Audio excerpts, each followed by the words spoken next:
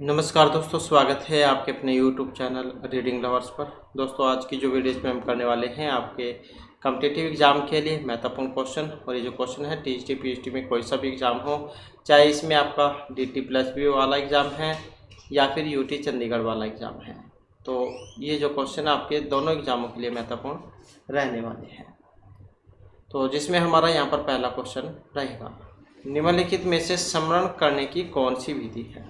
स्मरण मतलब याद करना, तो स्मरण करने की कौन सी विधि है। मिश्रित विधि है, विचार साहचर्य विधि है, ए और बी दोनों या कोई सा भी नहीं। तो स्मरण करने की जो यहाँ पर विधि है जो ऑप्शन सी में दी गई है, जिसमें मिश्र विधि और विचार साहचर्य विधि, तो ये दोनों आ जाती हैं। इसके बाद क्वेश्चन आ जाता है, इनमें से कौन सा अधिगमकर्ता को अधिक स्वतंत्रता देता है। संरचनावाद, क्रियाशीलतावाद, व्यवहारवाद या फिर सृजनशीलतावाद अधिगमकर्ता को अधिक स्वतंत्रता देगा, जो यहाँ पर ऑप्शन डी में दिया गया है, सृजनशीलतावाद। सृजनशीलतावाद जो है अधिगमकर्ता को नए विचारों या रचनाओं को पैदा करने या उन्हें खोजने का भरपूर अवसर प्रदान करता है। नेक्स्ट है, चेस तथा कार्ड को निम्न में से किसमें वर्गीकृत किया जा सकता है। लड़ाई वाले खेलों में, बौद्धिक खेल, प्रायोगिक या गतिमान खेलों में। चेस तथा कार्ड को किस में वर्गीकृत किया जा सकता है, और ये आते हैं बौद्धिक खेल के अंतर्गत। बुद्धि वाले जो खेल हैं इनकी श्रेणी में इनको रखा गया है। इसके बाद आ जाता है अभिवृत्ति संप्रत्यय। ये संज्ञानपरक है, क्रियापरक है, संवेगात्मक है या ये सभी है। अभिवृत्ति संप्रत्यय क्या है। अभिवृत्ति संप्रत्यय जो है इसको इन सभी के अंतर्गत रखा गया है, जिसमें संज्ञानपरक आ जाता है, क्रियापरक आ जाते हैं और संवेगात्मक आ जाते हैं। तो अभिवृत्ति क्या है। अभिवृत्ति किसी व्यक्ति, वस्तु या घटना के प्रति खास ढंग से अनुक्रिया करने की एक मानसिक तत्परता है, जिसमें संज्ञानपरक, क्रियापरक और संवेगात्मक संप्रत्यय पाया जाता है। इसके बाद आ जाता है मनोवैज्ञानिकों के अनुसार बुद्धि सीखने की क्षमता है, अमूर्त चिंतन की योग्यता है, दोनों या कोई सा भी नहीं है। तो मनोवैज्ञानिकों के अनुसार बुद्धि क्या है, और इनके अनुसार जो ए और बी में दी गई है, सीखने की क्षमता और अमूर्त चिंतन की योग्यता यहाँ पर माना गया है। मनोवैज्ञानिक में जो सर्वप्रथम बोरिंग जो थे, इन्होंने बुद्धि को औपचारिक परिभाषा दी थी और कहा था कि बुद्धि परीक्षण जो मापता है वही बुद्धि है, किंतु इस परिभाषा से बुद्धि के स्वरूप के विषय में कुछ पता नहीं चल पाया। बाद में फिर बुद्धि को 3 भागों में बांटा गया, जिसमें बुद्धि सीखने की क्षमता, बुद्धि अमूर्त चिंतन की योग्यता है और बुद्धि वातावरण के साथ समायोजन करने की शक्ति है। तो इन तीनों में इनको बांटा गया था। नेक्स्ट आ जाता है कर्ट लेविन के अनुसार समूह में जो परिवर्तन होते हैं उन्हें हम परस्परता, रचनात्मकता, गतिशीलता या फिर शक्ति क्या कहेंगे। तो कर्ट लेविन के अनुसार समूह में जो परिवर्तन होते हैं तो उन्हें हम क्या कहेंगे, उन्हें कहेंगे हम गतिशीलता। तो कर्ट लेविन का विचार था कि समूह में जो परिवर्तन होते हैं उन्हें हम गतिशीलता कहेंगे। इसके बाद है मानसिक स्वास्थ्य और किसमें घनिष्ठ संबंध है। अभिवृत्ति में, स्वीकार्यता में, बचने में या फिर समायोजन में। तो किसमें घनिष्ठ संबंध है, और ये माना गया है समायोजन में। तो मानसिक स्वास्थ्य और समायोजन में घनिष्ठ संबंध होता है। इसके बाद आ जाता है क्वेश्चन, प्रेरणा का वही संबंध उपलब्धि से है जो अधिगम का किससे है। तो प्रेरणा का वही संबंध उपलब्धि से है जो अधिगम का तर्क, बोध, चिंतन या फिर विवेक से है, और यहाँ पर माना गया है जो ऑप्शन सी में है, अर्थात बोध। तो प्रेरणा का जो संबंध उपलब्धि से है, ठीक वैसे ही संबंध अधिगम का बोध से होता है। इसके बाद है थॉर्नडाइक के व्यक्तित्व के वर्गीकरण का आधार है। थॉर्नडाइक के व्यक्तित्व के वर्गीकरण का आधार शारीरिक गठन और सकल सूरत, रचनात्मकता और मौलिकता, समायोजन और बुद्धि, चिंतन और कल्पना। तो थॉर्नडाइक के व्यक्तित्व के वर्गीकरण का आधार है जो यहाँ पर ऑप्शन डी में दिया गया है, चिंतन और कल्पना। थॉर्नडाइक एक जाने माने व्यवहारवादी थे और उन्होंने व्यक्तित्व का वर्गीकरण चिंतन और कल्पना के आधार पर किया था। इसके बाद है पावलोव ने सीखने के अनुबंधन प्रतिक्रिया सिद्धांत का प्रतिपादन किस पर प्रयोग करके किया था। तो जो पावलोव जो है इन्होंने अनुबंधन प्रतिक्रिया का जो सिद्धांत दिया था, कई बार सिद्धांत भी आ जाता है, तो इनका यह अनुबंध प्रतिक्रिया का सिद्धांत है। और प्रयोग किया था इन्होंने खरगोश, चूहे, बिल्ली या कुत्ते के ऊपर। तो आई पी पावलोव जो है इन्होंने एक कुत्ता जो था उसके ऊपर प्रयोग किया था। तो सीखने के अनुबंधन प्रतिक्रिया का प्रतिपादन कुत्ते पर किया गया था। और अनुबंधन क्या है?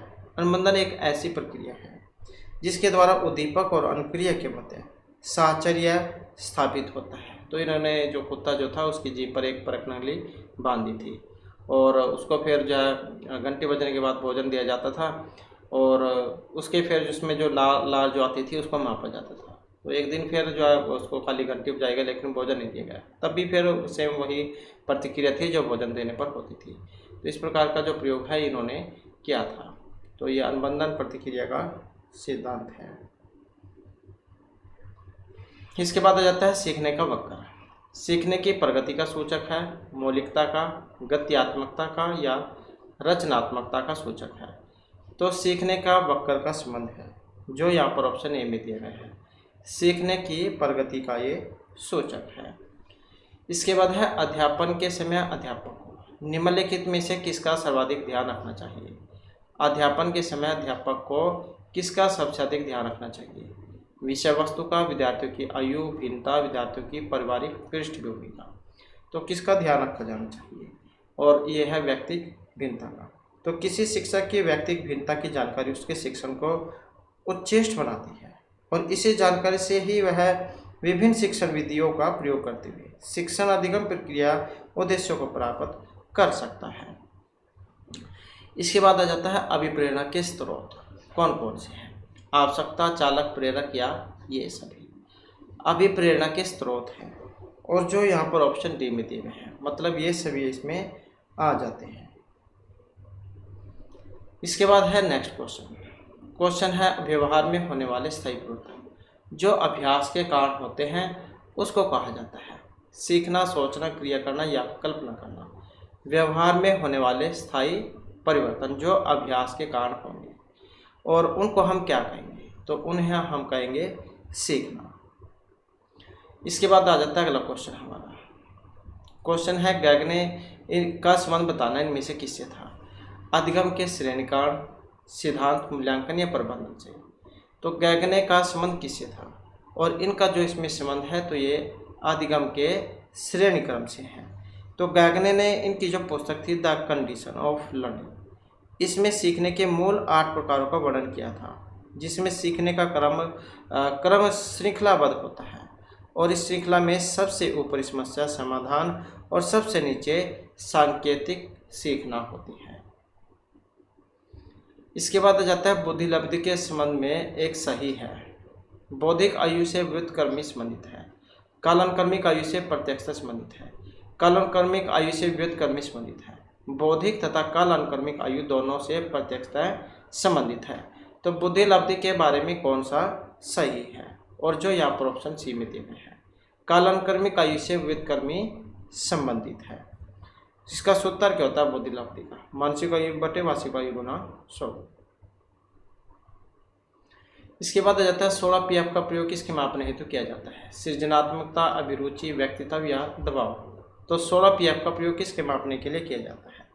और ये होता है व्यक्तित्व को मापने के लिए। इस परीक्षण का निर्माण कैटेल जो है, कैटेल मनोवैज्ञानिक कैटेल, तो इनके द्वारा किया गया था और इस परीक्षण के अंतर्गत 17 वर्ष से अधिक आयु वाले व्यक्तियों के 16 शील गुणों को माना गया था। तो 16 जो शील गुण हैं उनको मापा जाता है इसमें। इसके बाद आ जाता है इनमें से कौन सा कारक स्मृति से संबंधित नहीं है? पहचान, पुनः स्मरण, धारण या अनुभूति। तो स्मृति याद करना जो है स्मृति उससे संबंधित नहीं है, जो ऑप्शन डी में दी गई है, अर्थात अनुभूति। पहचान, धारण, पुनः स्मरण का सीधा संबंध स्मृति से है, किंतु अनुभूति किसी विशेष अवस्था में होने वाली क्रिया होती है। इसके बाद आ जाता है मैस्लो के अभिप्रेरणा सिद्धांत को कहा जाता है आवश्यकता का सिद्धांत, शारीरिक सिद्धांत, दृढ़ इच्छा शक्ति का सिद्धांत या अंतर्नोद का सिद्धांत। तो मैस्लो के अभिप्रेरणा सिद्धांत को कहा जाता है, क्या कहा जाता है? इसको कहा जाएगा आवश्यकता का सिद्धांत। इसके बाद है अगला क्वेश्चन हमारा उत्सुकता परीक्षण निम्न में किसका घटक है? उत्सुकता परीक्षण सृजनात्मकता का, अभिप्रेरणा, रुचि या बुद्धि का। तो उत्सुकता परीक्षण किसका घटक है? और ये है सृजनात्मकता का।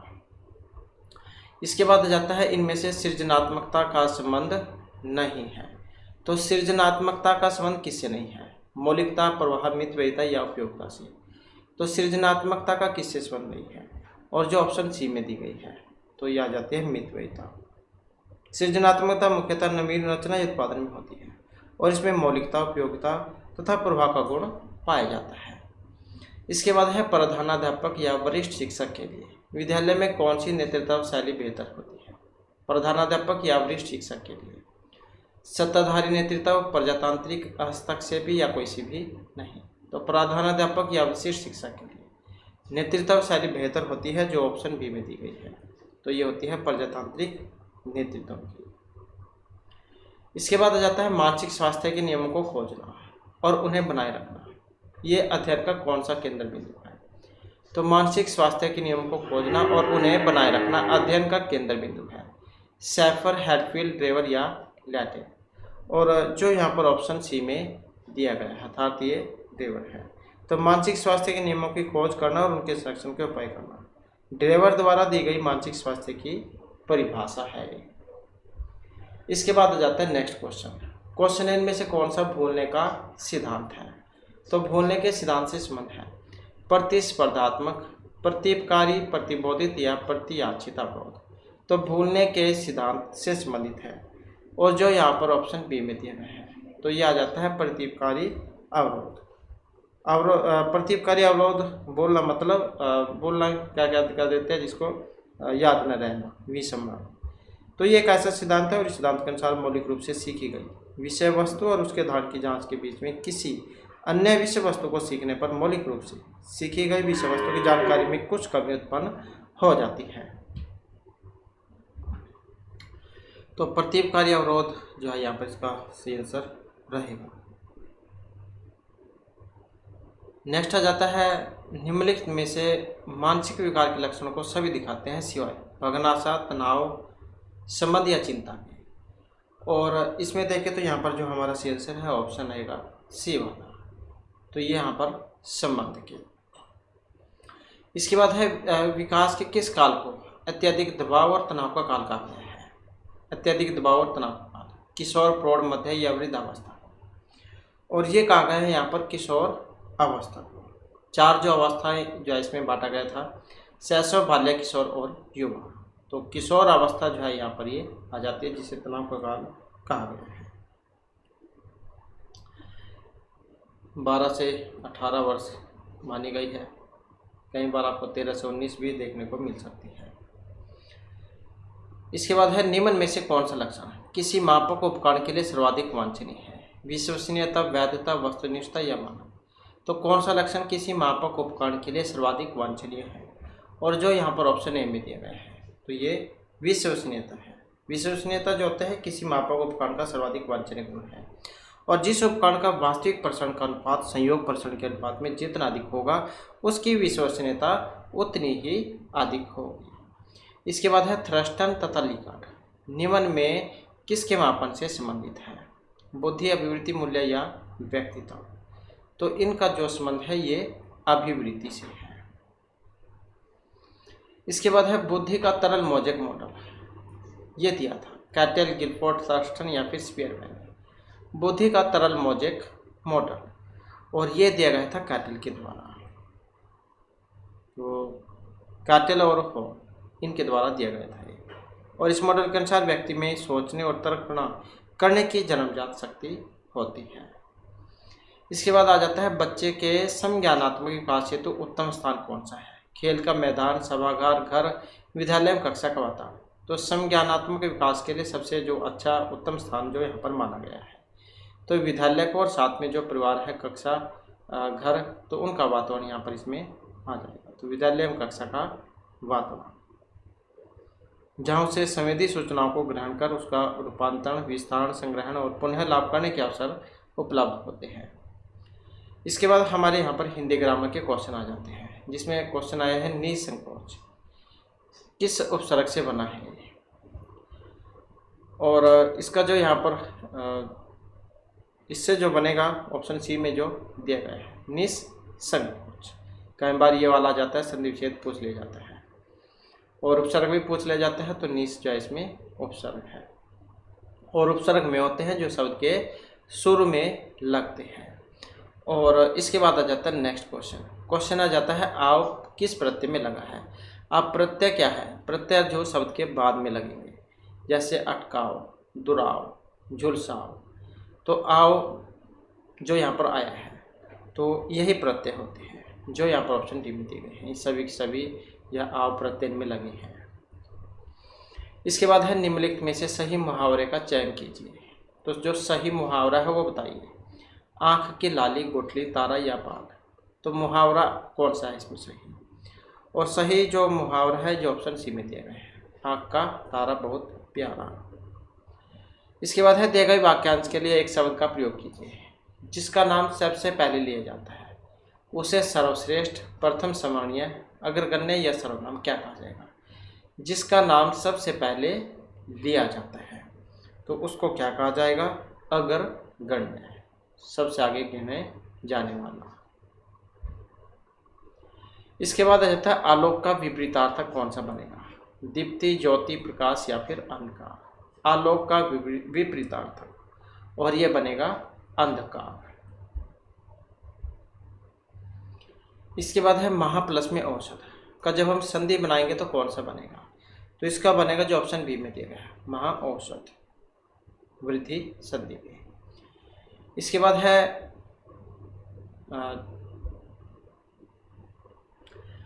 कर्तव्य परायणता शब्द में समास बताइए।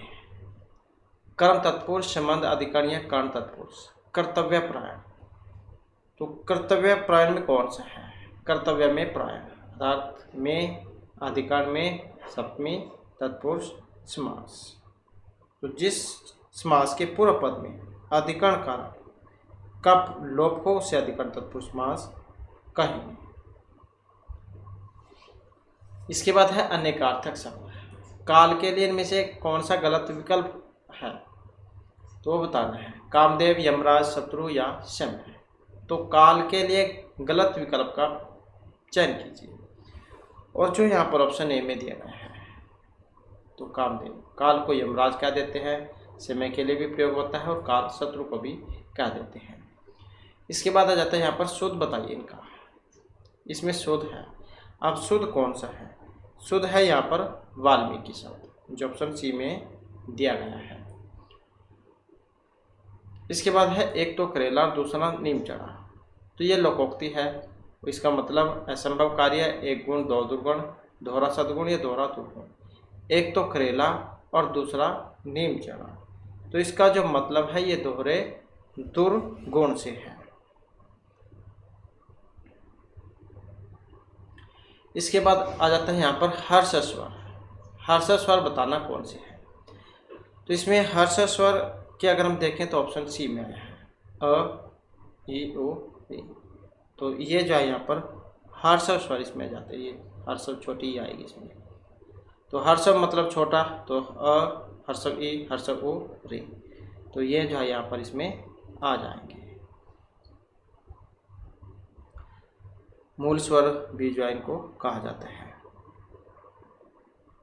इसके बाद है रचना की दृष्टि से वाक्य कितने प्रकार के होते हैं? 2, 3, 4 या 5 प्रकार के।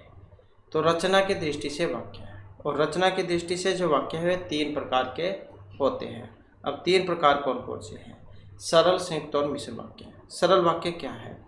तो जिन वाक्यों में केवल एक ही उद्देश्य और एक ही विधेय हो उन्हें हम सरल वाक्य कहेंगे। संयुक्त वाक्य, तो जिन वाक्यों में 2 या 2 से अधिक सरल वाक्य समुच्चय बोधक अवयव के द्वारा जुड़े हों तो उन्हें हम संयुक्त वाक्य कहेंगे।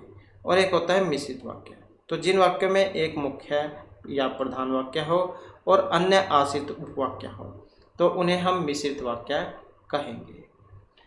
नेक्स्ट क्वेश्चन आ जाता है निम्न शब्द युग्म के विकल्पों में कोई एक विकल्प सही नहीं है तो गलत बताइए। अब इनमें एक गलत है, कौन से वाला? जो ऑप्शन सी में दिया गया है, पास, निकट। तो निम्न शब्द युग्म के विकल्पों में कोई एक विकल्प सही नहीं है तो गलत युग्म का चयन यहाँ पर कीजिए, पास, निकट।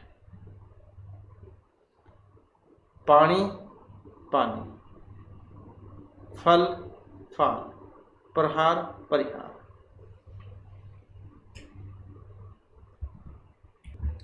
तो यहाँ पर जो है इसमें गलत नहीं है, सही बताना है अपने, एक सही है इसमें, क्योंकि इनका मतलब तो नहीं है।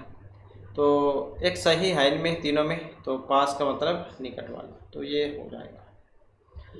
इसके बाद है यहाँ पर किस मुँह के सभी शब्द पर्यायवाची हैं। तो पर्यायवाची कौन सा है? दर्पण, आईना, कांच, मुकुट, गात, तन, घट, गड़ा, अनल, ब्यार, अनिल, समीर, रवि, हंस, पतंग, सरोज। तो कौन से वाला है? और जो ऑप्शन ए में दिया गया है, दर्पण, आईना, कांच, मुकुट। इसके बाद है भाषा विकास को प्रभावित नहीं करता है, संकोच, व्यक्तित्व, बुद्धि या मधुर वाणी। तो भाषा विकास को कौन सा प्रभावित नहीं करेगा? और यह मधुर वाणी। तो ये हमारे यहाँ पर हिंदी के क्वेश्चन थे, और इसके बाद हमारे इंग्लिश ग्रामर के क्वेश्चन आ जाते हैं। तो क्वेश्चन है कि यहाँ पर fill in the blanks with the appropriate gerund. तो जीरंड आ जाता है he avoid, her about his plan. तो अवॉइड कर दिया उसको अपने प्लान, योजना जो थी उसके बारे में। और प्रोवाइडिंग, गिविंग, टेलिंग या सेलिंग।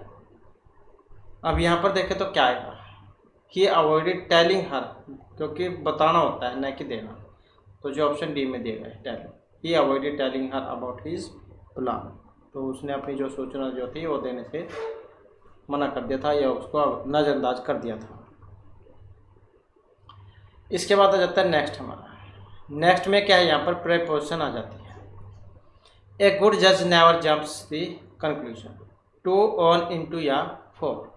तो यहाँ पर क्या आएगा?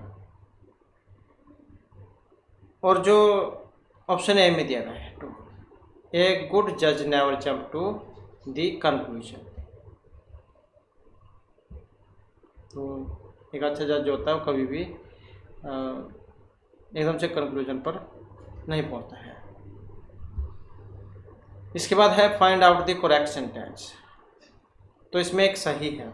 अब यहाँ पर सही कौन से वाला है? He is rich in to starve, he is too rich to starve, he is too rich not starve, या इनमें से कोई सा भी नहीं। तो यहाँ पर सही है कौन सा? जो ऑप्शन बी में दिया गया है, वह भूखा रहने के लिए बहुत अमीर है, he is too rich to starve. इसके बाद है he like my suggestion, change into complex sentence. It was what he like my suggestion, he liked what I suggested, my suggestion was that he liked me and suggested. तो कौन से वाला बनेगा इसमें? अब यहाँ पर बनेगा जो ऑप्शन बी में दिया गया है, ही लाइक्ड व्हाट आई सजेस्टेड। तो ऑप्शन बी वाला बनेगा यहाँ पर। मैंने इसे जो सुझाव दिया था वह उसे पसंद आया, ही लाइक्ड व्हाट आई सजेस्टेड। मैंने उसे जो सुझाव दिया वह उसे पसंद आया। इसके बाद है being ill, he did not appear for the examination, change into a compound sentence. तो कंपाउंड सेंटेंस जो उसमें बताना है, he being ill not appear for the examination, it was for the examination that he appeared ill, he was ill and did not appear for the examination, being ill and not appeared in the examination। तो change into compound sentence. अब यहाँ पर देखें तो इसका कौन सा बनेगा? और यहाँ पर बनेगा जो ऑप्शन सी में दिया गया है, he was ill and did not appear for the examination। तो यही जो है यहाँ पर इसका बनेगा, वह बीमार था और परीक्षा में उपस्थित नहीं हुआ। He was ill and did not appear for the examination. इसके बाद है living behind the door was a difficult decision that the family had to take.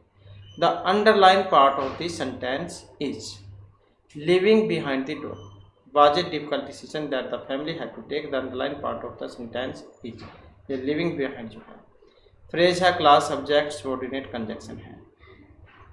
तो यहाँ पर क्या है? और इसमें जो यहाँ पर माना गया है ऑप्शन ए में जो दिया गया है, अर्थात यहाँ पर क्या फ्रेज जो है उसका यहाँ पर ये उदाहरण है। इसके बाद आ जाता है यहाँ पर what does the idiom phrase and cons mean. Pros and cons mean, तो लोकोक्तियाँ जो होती हैं तो वो है और उसका बताना है। और इसका जो यहाँ पर देखें तो ऑप्शन बी में जो दिया गया है, arguments arranged bye and against a thing, तो किसी बात के पक्ष और विपक्ष में दिए गए तर्क। इसके बाद है choose the meaning of the word teetotaler from the following. ये क्या होता है teetotaler? One who drinks only tea, takes everything, one who does not take any antioxidant drink, या one who is slating in the matter of drink. तो teetotaler क्या है? टीटोलर जो है यहाँ पर इसका मतलब लिया गया जो ऑप्शन सी में दिया गया है, one who does not take any intoxicating drinks. तो यह जो है इसका यहाँ पर बनेगा नशीला पेय जिसको कह देते हैं, मतलब कोई जो एंटीऑक्सीडेंट जो है वो, मतलब जो नशीला पदार्थ जो है नहीं पीता है, तो जो एंटीऑक्सीडेंट जो है नशीला पदार्थ नहीं लेता है। इसके बाद व्हाट इज द एंटोनिम्स, ये आ जाता है आपका विपरीतार्थक। स्टिग्मा जो है इसका मतलब बताना है क्या होता है। तो इसका जो अर्थ यहाँ पर ऑप्शन डी में जो दिया गया है, तो भेद कह देते हैं। तो स्टिग्मा मतलब कलंक जो है, कलंक कह देते हैं, कलंक का विलोम। तो ये भेद जो है इसको कहा जाता है। नेक्स्ट आ जाता है समानार्थक सिनोनिम्स। टिमोरियस का बताना अप टू डेट, ब्राइट, टिम या कोई सा भी नहीं। तो इसका जो यहाँ पर होता है जो ऑप्शन सी में दिया गया है, टिम जो है यहाँ पर इसको कहा जाता है, ये कह देते हैं उसको डरपोक को। तो डरपोक जो है इसको कह देते हैं। इसके बाद है करेक्टली पंक्चुएटेड वर्जिन। तो सही बताना है इसमें कौन सा है। He asked me whether I had written my exercise, he asked me whether I had written my exercise, he asked me whether I had written my exercise, he asked me whether I had written my exercise. तो कौन सा वाला है इसमें सही? अब यहाँ पर जो इसमें सही है ऑप्शन डी में जो दिया गया है, ही आस्क्ड वेदर, क्योंकि ये कॉमा जो है नहीं आएंगे जब इसको हम ऊपर करेंगे। तो he asked me whether I had written, had और थर्ड फॉर्म माई एक्सरसाइज। इसके बाद है point out the indirect speech of the given sentence. O God do not put me to the test said I. तो इसका बताना है कौन सा बनेगा। हे भगवान मुझे परीक्षा में मत डालो उसने कहा, ही सैड, आई सैड उसने कहा। तो जब हम इसका बनाएंगे तो कौन सा बनेगा? इसका बनेगा जो ऑप्शन ए में दिया गया है। तो आई से शुरू हो जाएगा, आई प्रेयर, क्योंकि प्रार्थना कर रहे हैं भगवान को। भगवान को हम ऑर्डर नहीं दे सकते, सलाह नहीं दे सकते, कह नहीं सकते, तो प्रेयर कर सकते हैं। तो I pray to God not to put me to the test. तो I pray to God not to put me to the test. तो ऑप्शन ए जो है यहाँ पे इसका माना गया है। तो मैंने ईश्वर जैसे प्रार्थना की कि मुझे परीक्षा में न डाल। तो ऑप्शन ए जो है इसमें सही आंसर रहेगा। इसके बाद है what is the indirect form of the following sentence. My teacher often say to me that if I don't work hard I shall fail. तो मेरे टीचर ने मुझसे कहा कि अगर मेहनत नहीं करोगे तो फेल हो जाओगे। तो कौन से वाला यहाँ पर इसका सही आंसर बनेगा? और सही आंसर की बात करें तो यहाँ पर जो ऑप्शन ए वाला इसमें बनेगा। तो यहाँ पर देख लेते हैं, माई टीचर ऑफन से टू मी, तो से टू मी, तो if you don't work hard you will fail. तो आई जो है यू में चेंज हो जाएगा। इसके बाद identify the tense used in the given sentence. I ate my food. तो आई एट, एट है यहाँ पर, ईट एट। तो ये पास्ट है, सिंपल में है, कंटिन्यू या सिंपल। तो कंटिन्यू की बात करें तो इसमें आईएनजी होता है। अब परफेक्ट की बात करें तो यहाँ पर था आई एट माई फूड, या पास्ट प्रेजेंट मतलब जो वर्तमान की बात है। तो इस आधार पर अगर हम देखें तो कौन सा है, प्रेजेंट तो हो नहीं सकता, कंटिन्यू आईएनजी है नहीं। अब ए और बी में से है, तो पास्ट परफेक्ट में थर्ड फॉर्म होनी चाहिए थी, तो यहाँ पर जो ऑप्शन बी वाला हो जाएगा। तो पास्ट सिंपल जो है उसका सेंटेंस यहाँ पर रहेगा ये आई एट माई, क्योंकि सेकंड फॉर्म है। इसके बाद है विच वर्ड इज मिसस्पेल्ड, तो एक यहाँ पर मिसस्पेल्ड है, कौन से वाला है, जो ऑप्शन डी में दिया गया है। तो हिस्टोरिक जो है यहाँ पर यही मिसस्पेल्ड है, आर एच ई, तो यहाँ पर आना था R H E T O, R H E T O R I C, तो वाई की जगह यहाँ पर ई आएगा।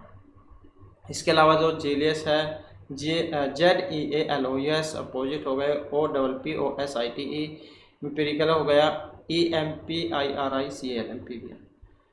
तो इसके बाद हमारे जो यहाँ पर रीजनिंग जो है इसके क्वेश्चन आ जाते हैं, जिसमें पहला क्वेश्चन रहेगा तो यहाँ पर कुछ संख्याएं दी गई हैं, तो जो विलुप्त है जो है वो आपने बतानी है यहाँ पर। तो कौन सा क्रम जो इसका चला हुआ है, तो यही बताना है। और यहाँ पर अगर हम देखें तो इसमें 9 को 9 से गुणा किया गया है और 9 को 3 से गुणा किया गया है। और तो जिस प्रकार हमने ये किया था नीम 81 और 9 27, और इसको भाग किया था हमने 81 को 27 से, तो 3 आया था, 3 में से 0 मतलब 3। इसी प्रकार से यहाँ पर है 16 6 96 और 8 3 24, तो 24 चौके 96 और 4 जो है 4 में से 1 गया 3। इसी प्रकार से यहाँ पर 8 5 40 और 2 छक्के 8, 5 में से यहाँ पर 1 आया था तो 2 यहाँ पर आ जाएगा 3। तो इस प्रकार से कुछ जो सीरीज जो है यहाँ पर इसमें चली हुई है, तो इस आधार पर जो है यहाँ पर ऑप्शन ए वाला इसमें बनेगा, तो 3 जो इसमें आएगा। नेक्स्ट आ जाता है हमारे यहाँ पर अलका ने एक चित्र की ओर इशारा करते हुए कहा कि वह मेरी माँ के ससुर, वह मेरी माँ के ससुर का इकलौता पोता है। इकलौते का मतलब उसके स्वयं से बात है। तो अलका ने एक चित्र की ओर इशारा करते हुए कहा कि वह मेरी माँ के ससुर, मेरी माँ के ससुर का इकलौता पोता है। तो ससुर का इकलौता पोता, चित्र के उस व्यक्ति काल कैसे क्या संबंध है, चचेरा भाई, चाचा है, भाई है, या यहाँ पर इनमें अपर्याप्त आंकड़ी है। तो यहाँ पर देखें तो क्या है, तो इसका मतलब क्योंकि पोता तो भाई होगा, तो इसका मतलब है उसका ये भाई है, क्योंकि इकलौता का मतलब एक अकेले से है और ये तो लड़की है, तो इसका मतलब एक लड़का ही होगा, तो भाई। इसके बाद है गोविंद ने पश्चिम दिशा की ओर 16 किलोमीटर की यात्रा की, फिर वह बाईं मुड़ा और 10 किलोमीटर चला, फिर वह बाईं मुड़ा और 16 किलोमीटर चला, तो गोविंद प्रारंभिक बिंदु से कितनी दूरी पर है। तो जैसे यहाँ पर दिशाओं का ज्ञान होना चाहिए, ये उत्तर दक्षिण, यहाँ पर पूर्व और ये पश्चिम। तो गोविंद जो है जैसे यहाँ पर है तो यहाँ से पश्चिम दिशा की ओर चला 16 किलोमीटर, फिर वह बाईं मुड़ा। अब उसका जब यहाँ पर होगा तो यहाँ पर इसका दायां, यहाँ बायां, तो बाएं मुड़ेगा और 10 किलोमीटर चला, तो यहाँ पर चला बाईं साइड में 10 किलोमीटर, फिर वह बाएं मुड़ा और 16 किलोमीटर चला, यहाँ पर भी फिर मुड़ा क्योंकि इसका बाएं बनेगा, तो 16 किलोमीटर चला। तो प्रारंभिक बिंदु जो है यहाँ से अब वो कितनी दूरी पर है, तो यहाँ से तो देख सकते हैं जब ये यहाँ पर इतनी 16 है और ये वाली 10 है, तो ये भी 10 ही होगी, तो इसका मतलब जो है कितना चलेगा वो, तो जो 10 जो किलोमीटर है यहाँ पर चलेगा। अब ये तो यहाँ पर 10 की बात होगी। अगर यहाँ पर पूछ लिया जाता कि वो जो चला था यहाँ से कौन सी दिशा में है, तो क्योंकि यहाँ पर ये उत्तर दिशा में गया था, यहाँ पर पश्चिम में, तो यहाँ पर 10 किलोमीटर, तो ये हमने पूर्व दिशा में बना दिया। तो अगर यहाँ पर ये पूर्व में होता तो इसी तरीके से होता 10 किलोमीटर, और इसी तरीके से इसका पश्चिम में बनेगा। यहाँ से भी सेम वही कंडीशन बनेगी। यहाँ से पश्चिम की साइड में कितना चला था, 16 चला था। और यहाँ से फिर जो है मुड़ेगा तो कौन सी साइड में मुड़ेगा, अब बायां तो उसका नीचे बनेगा तो यहाँ पर मुड़ेगा, कितना चला था 10 किलोमीटर। फिर यहाँ से बाएं मुड़ेगा यहाँ पर 16 किलोमीटर, तो यहाँ पर भी सेम वही कंडीशन है। तो अगर यहाँ पर पूछ लिया जाता कि उसका मुख कौन सी साइड में है यहाँ से, तो उसका मुख जाओ पूर्व की साइड में है। और ये देख सकते हैं आप यहाँ पर, तो इसका मुँह जाए यहाँ पर ये पूर्व की साइड में होगा, और यहाँ से जाए 10 किलोमीटर पर है। तो चाहे पूर्व हो पश्चिम हो तो निकलेगा तो वैसे ही। तो ये पूर्व साइड में है था, यहाँ पर ये पश्चिम में है। इसके बाद है श्रृंखला में आगे क्या आएगा, तो इससे आगे का बताना है यहाँ पर। और इससे आगे का देखें तो क्या क्रम यहाँ पर चला हुआ है। तो जैसे सी है, C D E F G H I J K, तो क्या आ जाएगा, के ही आना चाहिए यहाँ पर। इसी प्रकार से यहाँ पर है, तो यहाँ से देख लेते हैं D E F G H I J K L, तो क्या आना चाहिए, एल आना चाहिए। तो एक अक्षर हमने छोड़ दिया यहाँ पर, ये इसके बाद का देख सकते हैं आप कौन से में है यहाँ पर। तो ये एल है, यहाँ पर किसी में नहीं है, तो इसका मतलब यही जा इसका बनेगा। और अगले वाला भी देख सकते हैं आप यहाँ पर, तो ये यहाँ पर M N O P Q R R, और उसके बाद एस टी और यू वी डब्ल्यू। तो इस प्रकार का कुछ क्रम यहाँ पर चला हुआ है।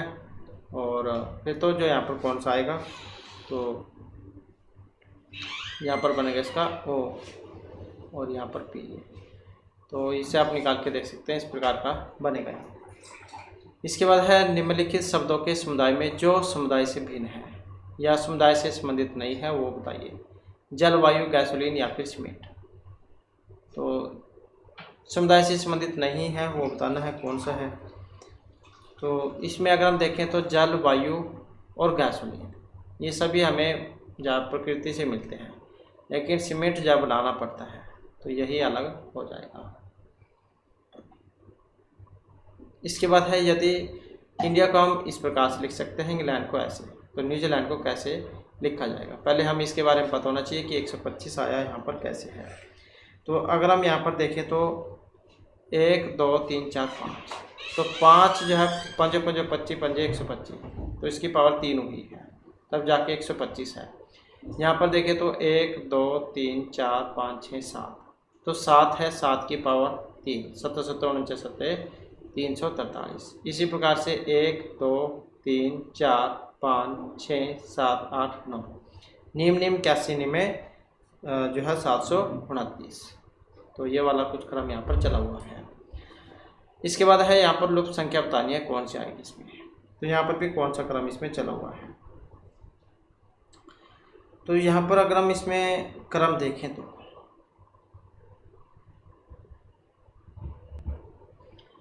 तो यहाँ पर क्या किया गया है, 117 और 28 को जोड़ा गया है 145। इसी प्रकार से यहाँ पर है 211 में 11 जोड़ा गया 222। इसका हमें पता करना है, तो इसमें से ये घटा लो, तो इसमें से घटा कर जाए 76 यहाँ पर आ जाएगा। इसके बाद है ए और बी एक ही बिंदु से शुरुआत करते हैं। ए दक्षिण की ओर 8 किलोमीटर तक साइकिल चलाता है और फिर अपने दाईं ओर मुड़ जाता है, और 5 किलोमीटर तक साइकिल चलती है। बी उत्तर की ओर 3 किलोमीटर तक साइकिल चलाती है, फिर पश्चिम की ओर मुड़ जाती है, और फिर 5 किलोमीटर तक चलती है, फिर अपनी बाईं ओर मुड़ जाती है, और 4 किलोमीटर तक साइकिल चलाती है। एक की स्थिति से अब बी कहाँ पर है, तो यही जवाब बताना है। यहाँ पर भी सेम वैसे ही दिशाओं के बारे में आपको पता होना चाहिए, उत्तर दक्षिण, वैसे ही उत्तर दक्षिण, ये पूर्व और ये पश्चिम। तो इसमें जब हम देखेंगे तो कौन सा बनेगा इसका, तो जब यहाँ पर इसमें चलेंगे तो 7 किलोमीटर जो हमारा ये बनेगा। तो यहाँ पर भी आप इसमें बना कर देख सकते हैं। तो जैसे ये बिंदु था, यहाँ पर ए और बी एक ही बिंदु से शुरू करते हैं। ए दक्षिण की ओर 8 किलोमीटर, ए दक्षिण की ओर 8 किलोमीटर, यहाँ तक हो गया 8 किलोमीटर। फिर अपने दाहिनी ओर मुड़ जाती है। अब इसका दाहिना कौन सा बनेगा, ये वाला बनेगा। तो अपने दाहिनी ओर मुड़ जाती है और 5 किलोमीटर तक साइकिल चलाती है। बी उत्तर की ओर, बी उत्तर की ओर 3 किलोमीटर तक साइकिल चलाती है। यह मतलब यहाँ जो थे, यहाँ से उत्तर की साइड में यहाँ पर ये 3 किलोमीटर तक चलाती है। ये बी है और ये ए है। बी उत्तर की ओर 3 किलोमीटर तक साइकिल चलाती है और फिर पश्चिम की ओर मुड़ जाती है। पश्चिम कौन सी साइड में था, इस साइड में है पश्चिम, और 5 किलोमीटर तक साइकिल चलाती है। तो सेम उतनी है दोनों की कंडीशन, 5 और 5 किलोमीटर तक साइकिल चलाती है। फिर वह बाईं ओर मुड़ जाती है और 4 किलोमीटर तक साइकिल चलाती है। इसका भी बायां ये बनेगा, तो यहाँ तक 4 किलोमीटर बन जाएगा। ये 4 किलोमीटर, और फिर 4 किलोमीटर तक साइकिल चलाती है। एक ही स्थिति से अब बी कहाँ पर है, तो एक ही स्थिति से बी कहाँ पर है ये देख सकते हैं आप यहाँ पर। तो यहाँ पर अगर देखें तो यहाँ तक तो मतलब 3 किलोमीटर था, 1 किलोमीटर और बच गया। और स्थिति ये वाली है, ये उत्तर, ये पूर्व, पश्चिम, दक्षिण। अब ये जो है यहाँ पर कौन सी साइड में है, यहाँ पर भी पश्चिम ही साइड। तो यहाँ से स्थिति बतानी थी, अब कौन सी है। तो इसमें देख सकते हैं अब पूछा गया है कि एक ही स्थिति से अब बी कहाँ पर है। एक ही जो स्थिति है इससे बी कहाँ पर है।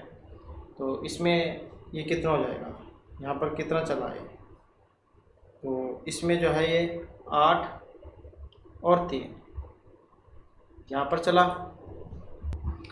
तो यहाँ पर सीधा कर सकते हैं आप, क्योंकि यहाँ पर अगर हम देखें यहाँ से यहाँ तक कितना है, 8 और 3 11 है, और यहाँ तक कितना है, ये 4 चल लिया यहाँ से 4, तो कितना बच गया है, 7 बच गया। और कौन सी दिशा में था ये, तो उत्तरी दिशा में है अभी तो 7 किलोमीटर उत्तर की साइड में है। इसके बाद है निम्नलिखित आकृति में वर्ग औसत विक्रेताओं को दिखाया गया है। त्रिभुज नर्तकियों को दिखाता है, जो त्रिभुज होगा वो तो नर्तकी को दिखाएगा, वृत्त होगा वो स्त्री रोग विशेषज्ञों को दिखाएगा, और जो आयत होगा वो महिलाओं को दिखाएगा। तो जैसे यहाँ पर इसमें दिखाया गया है। तो अब आप यहाँ पर देख सकते हैं ये वर्ग, आयत, त्रिभुज और ये सर्कल। तो इसमें पूछा गया है कि रेखा की कक्षा में लड़कों से दोगुनी संख्या लड़कों की है। रेखा ऊपर से 17वें स्थान पर है यदि रेखा के आगे 7 लड़कियां हैं और कक्षा में अंतिम से रेखा का स्थान 20वां है, तो रेखा से पीछे कितनी लड़कियां हैं। हाँ ये वाला है। तो अक्षरों का कौन सा समूह स्त्री रोग विशेषज्ञों को दिखाता है। तो यहाँ पर पूछा गया अक्षरों का कौन सा समूह स्त्री रोग विशेषज्ञों को दिखाता है। अक्षरों का कौन सा समूह स्त्री रोग विशेषज्ञों को दिखाएगा, जो न तो महिला और न ही नर्तक है। तो महिला और नर्तक यहाँ पर नहीं होने चाहिए। तो अब कौन सा वाला यहाँ पर बनेगा, जो ऑप्शन डी में दिया गया है। तो सी और कौन सा एच, क्योंकि यहाँ पर क्या था, त्रिभुज नर्तकियों को दिखाएगा और वृत्त स्त्री रोग विशेषज्ञ और आयत महिलाओं को। अब यहाँ पर है कौन सा समूह स्त्री रोग विशेषज्ञ है। स्त्री रोग विशेषज्ञ कौन से हैं, वृत्त वाले। वृत्त वाले जो है स्त्री रोग विशेषज्ञ हैं, इनको दिखाएगा, जो महिला और नर्तक नहीं होने चाहिए। क्योंकि यहाँ पर हमने इसमें देखा था वृत्त जो है ये वाला, ये स्त्री रोग विशेषज्ञ को दिखाता है, आयत जो है ये महिलाओं को दिखाता है। तो स्त्री रोग विशेषज्ञ को जो दिखाता है, जो ना तो महिला और ना ही नर्तक है। तो सी और एच आएंगे, क्योंकि ये त्रिभुज के अंतर्गत जितने आ जाते हैं, और ये आयत, और तो ये वाला जो इसका बनेगा। इसके बाद रेखा की कक्षा में लड़कियों से दोगुनी संख्या लड़कों की है। रेखा ऊपर से 17वें स्थान पर है यदि रेखा के आगे 7 लड़कियां हैं और कक्षा में अंतिम से रेखा का स्थान 20वां है, तो रेखा से पीछे कितनी लड़कियां हैं। तो कितनी लड़कियां हैं यहाँ पर, तो जैसे रेखा की कक्षा में लड़कियों से दोगुनी संख्या लड़कों की है, रेखा ऊपर से, मतलब जैसे रेखा है ऊपर से 17वें स्थान पर है, जैसे ऊपर से 17वें स्थान पर है। यदि रेखा के आगे 7 लड़कियां हैं, तो रेखा के आगे 7 लड़कियां हैं और कक्षा में अंतिम से रेखा का स्थान है। यहाँ पर जैसे अंतिम है, ये अंतिम से कौन सा है, अंतिम से 20वां है। तो रेखा से पीछे कितनी लड़कियां हैं। तो इसमें देखें तो माना लड़कियों की संख्या जो है x माननी पड़ेगी और फिर लड़कों की संख्या कितनी हो जाएगी, तो हो जाएगी 2x। और विद्यार्थियों की कुल संख्या कितनी है, तो यह है 17, 20 और -1, तो कितनी हो जाएगी यहाँ पर, तो ये हो जाएगी 3x बराबर 36 और x बराबर हो जाएगी 12। तो रेखा जो है, रेखा से पीछे लड़कियों की संख्या कितनी होगी, तो ये हो जाएगी 12, 1 और 7, तो ये आ जाएगी 4, जो ऑप्शन बी में दिए गए हैं। तो ये जो हमारी आज क्लास और महत्वपूर्ण क्वेश्चन थे। नेक्स्ट वीडियो की इसमें आपके लिए नए जो महत्वपूर्ण क्वेश्चन हम लेकर आएंगे। और हमारे साथ अंत बनाने के लिए धन्यवाद।